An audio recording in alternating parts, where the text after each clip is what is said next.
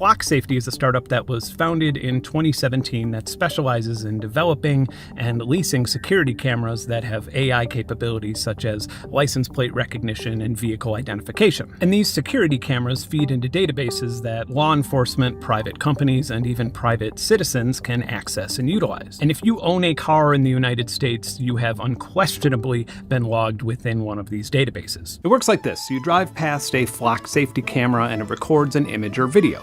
An image segmentation model or something similar looks for the license plate itself, or a rectangle with some key identifiers like tail lights or a rear window. Once it is confident enough that it found a license plate, it sends a portion of the image to an OCR model, or optical character recognition, which is probably the most widely used type of AI for consumers. For example, it's used in PDFs or any type of automatic data entry, like scanning and cashing checks on your phone with your bank's app. AI like this typically uses a confidence level threshold, so if the OCR model is above, say, 90% sure that your license plate was read accurately, then the information is saved with a location and timestamp on it. It can also classify the make and model of your vehicle and note if there are any bumper stickers or add-ons or cosmetic damage on the vehicle. And this information as well gets stored to that database. A law enforcement officer can then run your license plate and see every single time that your vehicle has been tagged in the database. So if you're in a city that has a lot of these cameras, it pretty much has the same effect as secretly sticking a GPS device on your car. Flock Safety is also happy to provide service to businesses and homeowners associations, and those private clients often allow law enforcement to access the data from their cameras. Then there's the hot list. If law enforcement puts you on the hot list, they are notified every single time that Flock detects you. So it's kind of like having a police tail all day, every day, but without the pesky annoyances of requiring a judicial warrant to target and track a citizen who may not even be suspected of any sort of crime. So now you might be asking, what is there to stop, I don't know, Texas law enforcement tracking women out of state who are suspected of getting illegal abortions? Or how would you prevent a jealous, abusive person who also happens to be a law enforcement officer from using the system to constantly track his ex-girlfriend and her new partner? Well, unfortunately, you wouldn't prevent it, because these are just two of the many examples of things that have actually already happened. Flock Safety has exhibited the usual hyper-aggressive startup behavior that we've all grown accustomed to. Near Orlando, Florida, for example, they installed nearly 100 cameras on public roadways without even notifying the county. And this entire industry sales pitches police departments with their cherry-picked success stories. If we didn't live in a surveillance state, this old lady with dementia would have never been found, or if it weren't for all these cameras, this homicide suspect would have never been taken off the streets and would still be murdering people right now. Had this license plate reader error not led to a mother and her young children being held at gunpoint, that family would have never received a $1.9 million settlement from Aurora, Colorado taxpayers. Weirdly, I couldn't find that example in any of their sales decks. From every single agreement that I've looked up and seen, the police department or local government do not own the camera but pays for their installation, then rents them for an annual subscription fee. And usually this is between $2,000 and $3,000 per camera per year, but apparently there's been a recent price hike that has strained the budgets of some police departments. In all of these agreements, Flock Safety's liability policy is extremely tight and protects them against virtually all claims should something go wrong or an equipment or data error mislead an investigation. And one of the most amusing parts of this agreement is this section that is telling the police department to call 911 and not rely on Flock Safety services in the event of an emergency. Yikes. Civil communities, police departments, private businesses, and individuals are not allowed to sell, lease, lend, give away, auction, or otherwise transfer ownership of any of Flock's IP or hardware. At no given time are you allowed to decompile, disassemble, reverse engineer, modify, alter, tamper with, or even repair any of it. Later in this video, I'll be disassembling and somewhat reverse engineering some ALPR cameras, but not Flock. If I did have access to some of Flock's hardware sitting in a box right over there, my attorney advises me that showing you any of it would jeopardize the existence of this video as a whole. A big reason for this aggressive scaling is because the business model of companies like this is actually quite brilliant. They market themselves as public safety services licensing cutting-edge technology, but license plate readers and security cameras have existed for decades. Flock Safety and their competitors are data brokers. A city, police department, business, or homeowners association pays to borrow their cameras. and then they retain the right to make some of that data accessible behind the same licensing paywall scheme for other clients or customers. Andreessen Horowitz, who is the VC of choice for data brokers and big data startups like Databricks, Fivetrans, Scale AI, and Golden, just to name a few, they've invested nearly $500 million into Flock Safety, adding another $275 million just a few months ago. These are data broker numbers. For example, ADT, the largest and most recognizable home security company and brand in the world, went public in 1969 and has a market cap of $6.8 billion. And that market cap is eclipsed by Flock Safety's recent F-Series valuation of nearly $8 billion.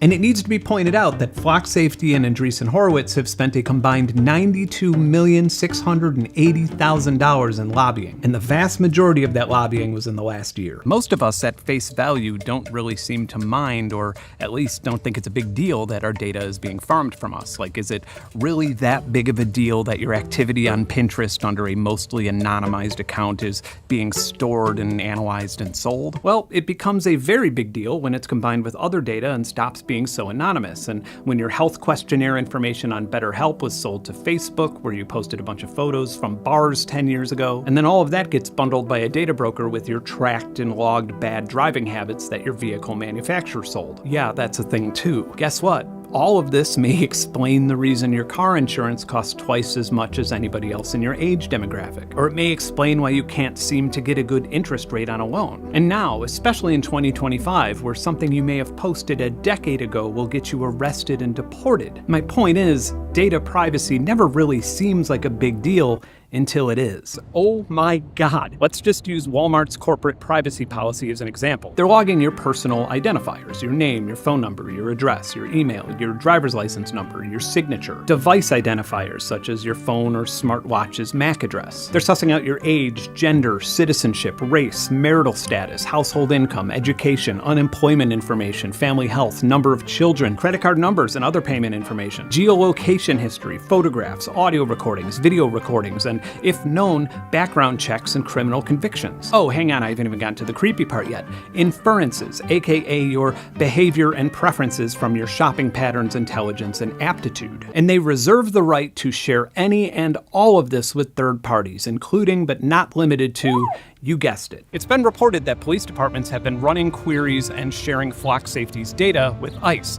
Some Home Depot and Lowe's locations are also Flock Safety customers, and they have also been known to share Flock Safety's data with law enforcement. It might be safe to assume that some of the immigration raids happening at Home Depot and Lowe's locations may be connected to this honeypot of data. So when an immigrant picks up some construction supplies before work, the store will then send the license plate and vehicle identification data to Flock Safety. That would trigger an alert on the hot list, and just like that, masked men arrive and pick up the Venezuelan day laborer with no criminal record and ship them off to a prison camp in El Salvador. Like, why? Can't y'all just can sell tools? So we have these creepy AI cameras everywhere, proving every paranoid schizophrenic person right by logging our vehicles' every move for police, retailers, and even gated communities. Then we have retailers building advanced personal and psychological profiles about us, which are then being traded to data brokers and combined with our internet shopping, browsing, and social media activity.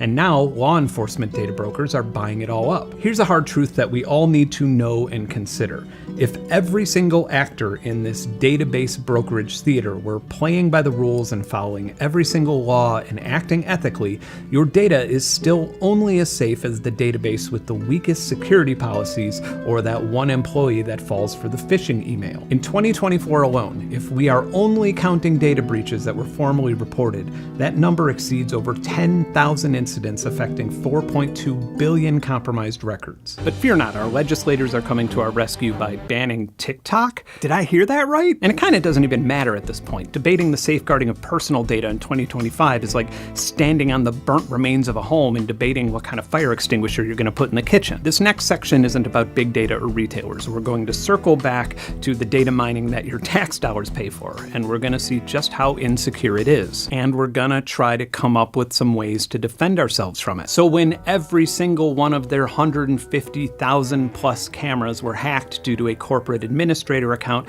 having their username and password publicly exposed on the internet, hackers not only had access to the private video feeds, but the networks that they were connected to. And they were also able to access the archives of those cameras as well, the clips that had been saved by those customers. If there's one way to get me completely obsessed about something technical, it's to tell me that I'm not allowed to learn about it. And few industries are cagier about technical analysis or pen testing than the security camera industry. One would assume that it's because they do not want the general public figuring out the technical function of a device that people depend on for security, and by forcing customers into tight agreements or cease and desisting anybody who posts a disassembly video, they're making you safer. If you're buying, or if you're in the market of buying any type of home, business, or civic security device or solution, you should be looking for a solution with a high level of openness and transparency. Probably about the worst thing that a nerdy YouTube channel can do to malicious hackers is make content publicly reporting on security vulnerabilities, because it forces the manufacturers to swiftly correct those vulnerabilities or face losing customers to competitors. I started my journey here by obtaining one of the most popular license plate recognition cameras that are mounted on police cars, made by Vigilant Solutions, which is a tough sounding name that Motorola uses when trying to market to law enforcement agencies. It truly did feel like more of Motorola's efforts went into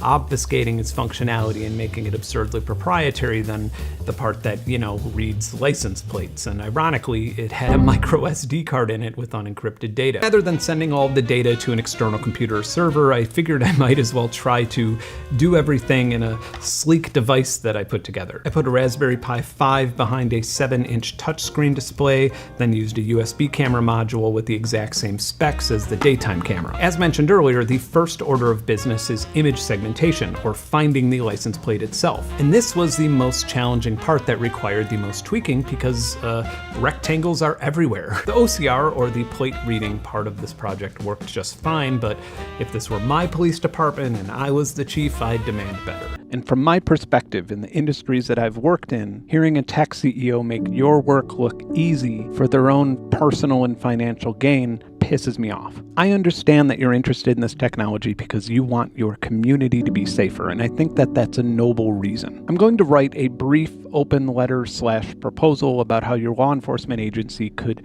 use technology like this in a way that is customizable, upgradable, more secure, and most importantly, built on a framework that is scaled for compatibility with admissible trial evidence. And furthermore, if you do have any technical questions about things that you saw in this video, reach out via email, and I'm happy to try and answer them or point you in the direction of someone who can. While it may not seem like it, I am actually aligned with your ability to safely reduce crime. It's just that I want the most effective forensic technology to be owned by the justice system, not venture capital firms. This video took quite a few turns, and hopefully some of you learned something or found it meaningful. It was also pretty expensive, between hardware from government auctions, to components, to ALPR licenses. But I'll tell you what, this video would have been impossible to make without my Patreon supporters, so thank you very much to them. And if you want to see more content like this, as well as have access to ultrasonic bird recordings and tons of other sciencey and weird field recordings and audio assets and unreleased music, or our Discord server full of music and science dorks, or our monthly songwriting challenge, then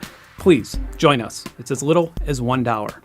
Thanks for watching. Keep creating. Bye.